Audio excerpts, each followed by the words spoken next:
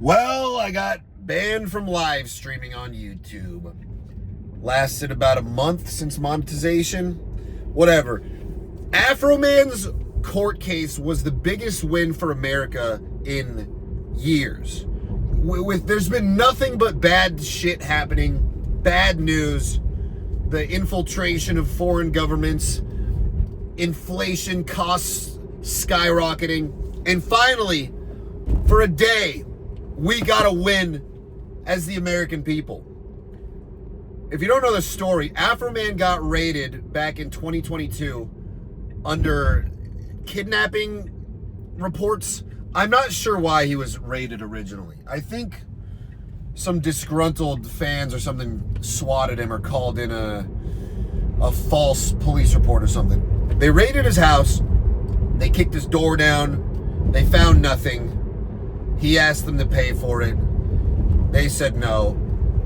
He made a bunch of songs trashing them, talking about how he banged the captain's wife, talking about one of the female cops being a lesbian, talking about one of the cops being fat and wanting to eat his lemon pound cake. Just real classic stuff. You know, when you're Afroman is a fucking legend. I assume most of you know who he is from the Because I Got High. That's like his most famous song. But he has a massive discography of a lot more songs than that, and a lot of better ones than that. I'm sure you all know Colt 45 as well. It's actually called Crazy Rap, but everyone calls it Colt 45 because that's the lyrics in the hook. Colt 45 and 2 zigzags. It's a classic. So he makes comedy music. He's a musician with a sense of humor. He doesn't do stand-up comedy, but his music does fall under the category of comedy. So when you're faced with an oppressive, authoritative regime entering your domain, your domicile, what better way to handle it than make a bunch of roasts? Make a bunch of songs roasting the very cops that did it. And apparently, these songs caused so much trouble for these police officers that they had to go ahead and sue Afroman for defamation. Which, if you know anything about how defamation works, it means you are essentially spreading lies that damage someone's reputation, that can get in the way of their work or potentially relationships, potentially having mental health effects. And this is exempt from entertainment. Satire, as we've all known since Weird Al Yankovic days, you can redo people's songs, which is normally would be a copyright issue, under the guise of satire, and then it's legal. So the same thing applies to comedy.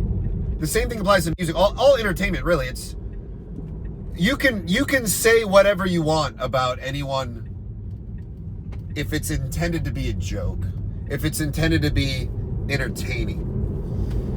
And I obviously have a lot of respect for that. That's kind of what I do. I've never had any personal vendettas where I've had to name names, but I wish I did. I would love the opportunity to single people out and dismantle them.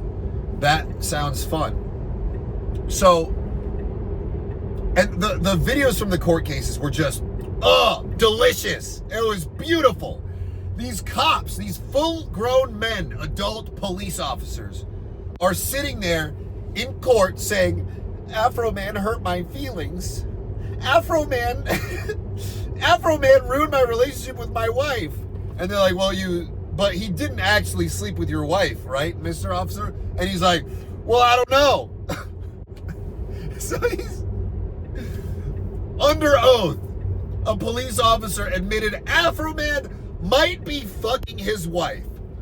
I can't imagine a better experience I'm getting chills just thinking about it right now. See, when I was a kid, I've had a lot of dreams as a kid, you know? I do a lot of different things. I wanted to be a musician, a rapper, a comedian, all these different things I wanted to be. I never really settled on one specific dream. But one dream that always remained consistent was that I wanted to be on national television and just fucking own a news anchor. That was something I've always fantasized about. Where someone is like, well, what did you mean by that? And then I just double down and flip it on them and then make them look like an idiot. That always was a driving force behind everything I do. Just being able to fucking own a news anchor.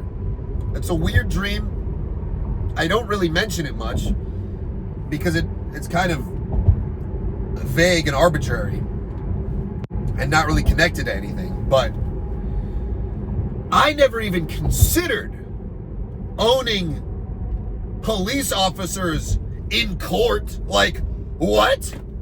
That's next level shit. That is the ultimate. That is the ultimate power move. And I've been a long-time fan of Afroman.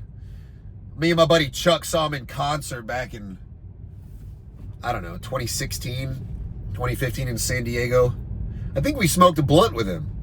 He's a nice guy. He comes out on a double neck guitar just shredding the song In Your Pussy. Look that up. It's a good song. And he's just chugging Tall Cans on stage. Tall Cans, another great song. Colt 45.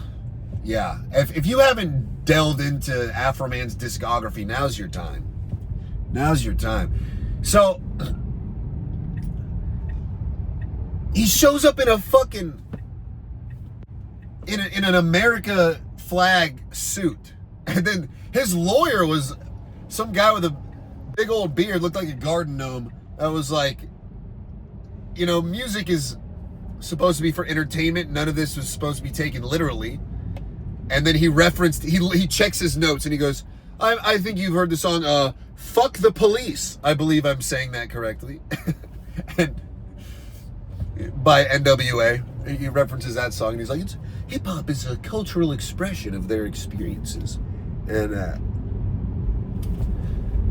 the lawyer handled things pretty nicely. If you watch the footage back, he said all the right things. He was like, the lemon pound cake was hilarious, and they're playing the video where he's like lemon pound cake. And it's just the video of the cop looking at the cake while he was raiding the house, and they're just playing the full duration of the music videos in court while these cops are sitting there. People are probably trying not to laugh, and just this whole police force just got wrecked. Just got wrecked in court, which is like on their turf with their judge. You can tell the judge was on their side. Obviously, the judge is going to side with the cops. It was a little frustrating to see how hard the judge was trying to side with the cops because, you know, ideally you want a fair judge. But, you know, we live in a society. We live in a fucked up, crumbling society where there's no hope in sight. There's wars over nothing, and we all know who's behind them, but you can't talk about it unless more people are starting to talk about it, but then they get shamed, and the fucking Epstein people, it's just, everything sucks. And finally, we had a win. Afroman won his defamation case. The cops lost the lawsuit. They threw it out. Afroman walks free. The cops walk away more pissed than ever. They had already been having their livelihood interrupted for the past 3 or 4 years, it seems, because that's when he put out the original songs. Actually, I'm not sure. A couple of years, probably. I don't know when the songs came out. But it was enough to where they opened a defamation case. And then that defamation case blew the lid wide open on all this stuff that people didn't even know about this stuff. And now all these cops are famous for being dumbasses. And Afroman is more famous than ever. He's relevant again. And it's just awesome. Because Afroman is an integral part of American society.